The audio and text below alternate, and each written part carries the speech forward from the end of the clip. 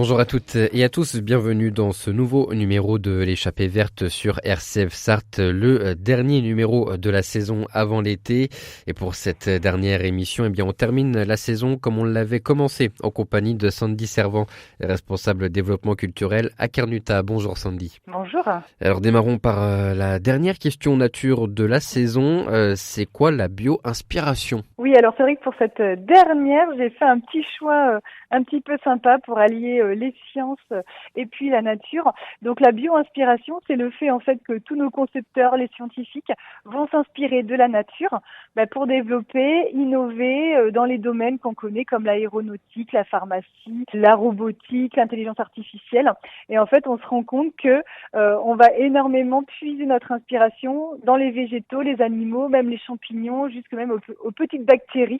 Tout peut servir d'inspiration et notamment pour vous donner un exemple que je pense que tout le monde connaît, c'est le scratch, le velcro. En fait, tout ça, c'est inspiré d'une plante qui s'appelle la bardane. Et je pense que tout le monde, quand on a été se promener, on a souvent eu sur nos pantalons ces petites boules là qui viennent s'accrocher.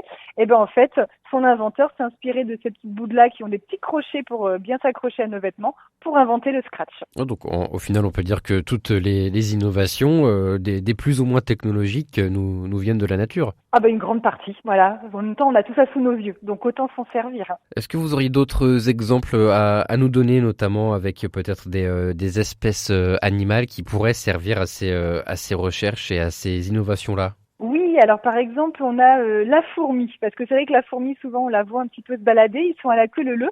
Mais est-ce que vous avez déjà remarqué si les fourmis, elles faisaient des bouchons ? Non. Voilà, donc elles savent pas faire des bouchons parce qu'elles sont très très bien organisées. Et donc justement, nous on a créé des algorithmes pour voir comment elles fonctionnent, comment elles se déplacent, et ça va nous servir notamment dans les réseaux des télécoms. Voilà, pour savoir pour qu'il n'y ait aucun encombrement dans nos lignes téléphoniques ou d'internet. Et puis également, c'est utilisé pour pas avoir d'embouteillage avec les voitures. Voilà, comment on va dérouter certains véhicules pour éviter les embouteillages. Donc là, la fourmi, voilà, on s'appuie énormément sur elle. On a un autre insecte aussi qui est assez impressionnant, c'est la libellule, parce qu'elle est capable vraiment d'aller à une vitesse et de partir de la plante sur laquelle elle est, d'accélérer à fond, et elle peut supporter une pression qui va jusqu'à 30 G, alors que l'homme, nous, on tolère à peu près de 3 à 5 G. Alors ils se sont posé justement la question de savoir comment elle pouvait supporter autant de pression.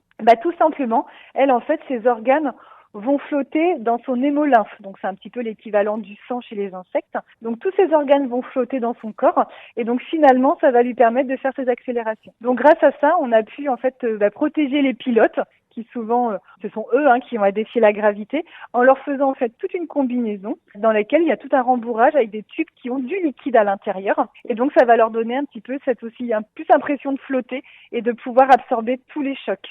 Et puis la libellule, c'est vrai qu'elle est aussi très très importante dans les drones. Là maintenant tout le monde connaît les drones.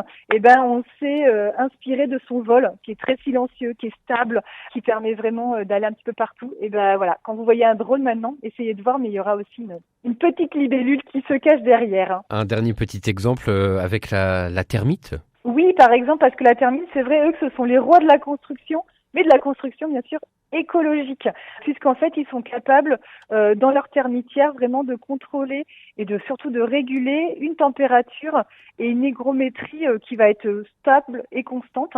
Et donc, pour ça, en fait, elles vont vraiment creuser quand même le sol pour récupérer l'humidité et la fraîcheur. Puis ensuite, dans la termitière qui, elle, vraiment est en hauteur, alors des fois, on en retrouve même en plein désert, elles vont faire des petites cheminées qui vont être latérales et donc qui vont permettre à l'humidité et à la fraîcheur du sol de remonter et de faire tout un petit courant d'air avec toutes ces cheminées qui vont permettre d'avoir une température constante. Alors, ça va être toujours à 23 degrés, même en plein désert, si on a 50 degrés en extérieur. Dans la termitière, il va faire 23 degrés et elles ont même la capacité d'aller boucher certaines cheminées, d'en réouvrir, etc. Donc c'est vraiment là, tous les architectes maintenant s'inspirent des termites.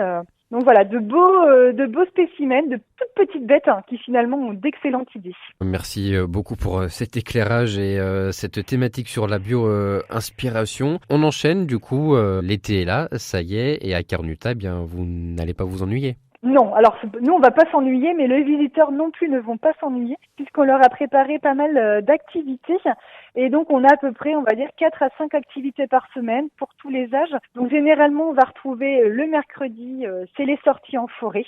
Donc le matin ça va être en famille, l'après-midi ça va être pour les plus grands, avec à chaque fois des thématiques un petit peu différentes. Les vendredis, ça va vraiment être les journées qui vont être dédiées aux enfants. Donc là, par les ateliers, donc pour les 5-7 ans, pour les 8-10 ans. Et puis, on a aussi des ateliers pour les tout petits. Et notamment, cette année, on va avoir une petite nouveauté où on va emmener les tout petits en forêt, donc pour les 2-4 ans, pour leur faire découvrir une petite balade un petit peu sensorielle. Et puis le dimanche, ce sera, donc là c'est aussi un peu une nouveauté, on a décidé de faire une activité vraiment qui va être en famille. Donc on aura par exemple une activité qui s'appelle Amusons-nous au musée. Donc là on va avoir des équipes, on va devoir répondre à des questions, faire des défis, tout ça sur le thème de la forêt. Donc bien sûr l'idée c'est d'apprendre en s'amusant. On va également faire aussi un atelier sur la dégustation, voir un petit peu tous les goûts qui existent de la forêt. Donc on va goûter, mais on va aussi voir tout ce que les animaux peuvent déguster. Donc vraiment voilà quelques grands événements, des activités bien sûr tout au long de la semaine, mais voilà quelques événements phares.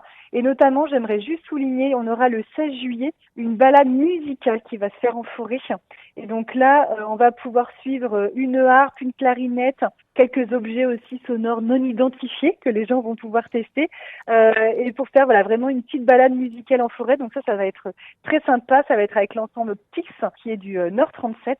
Donc voilà, de quelques belles idées de promenade. En termes de public, Carnuta, c'est un endroit qui est en général bien fréquenté l'été. Les gens aiment y aller? Oui, bien sûr. Alors c'est vrai que c'est vraiment un espace qui est très propice pour les familles, mais pas que aussi. Voilà, pour les individuels, les couples, entre amis, on peut toujours venir.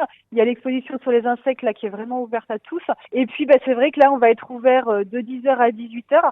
Alors je vous conseillerais peut-être de venir le matin ou en début d'après-midi. Il y a toujours un petit peu moins de monde que les fins de journée. Mais après voilà, accouplé forcément avec une petite balade en forêt et le pique-nique, ça vous fait une sortie complète d'une journée sur le secteur de Bercé.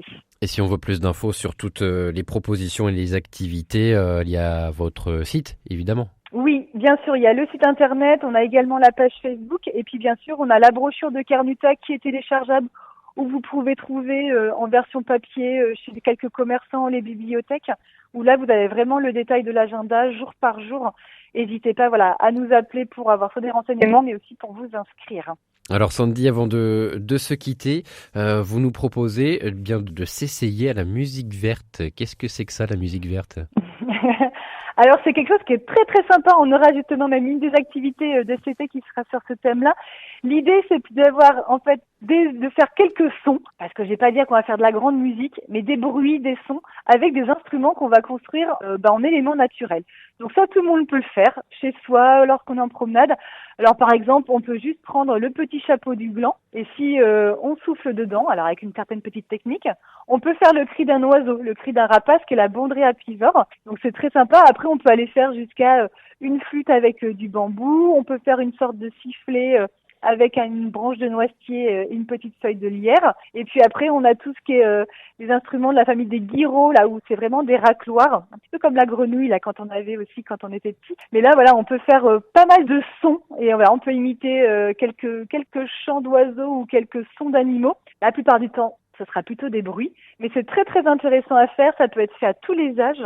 Donc voilà, c'est une petite activité que je vous conseille de faire, vous avez plein de petits tutos sur internet, ou même voilà l'occasion de venir à Carnuta lors de l'activité au mois d'août, mais quelque chose de très facile à faire et qui je pense enchantera toute la famille. Eh bien c'est bien noté, merci beaucoup Sandy Servant pour nous avoir accompagnés bien déjà pour cette dernière émission de cette saison et puis pendant tout l'ensemble de cette saison même je dirais sur les ondes de RCF Sarthe et on se retrouve à la rentrée prochaine. Avec grand plaisir. En tout cas, c'est un grand plaisir de partager les émissions avec vous. À bientôt. À bientôt.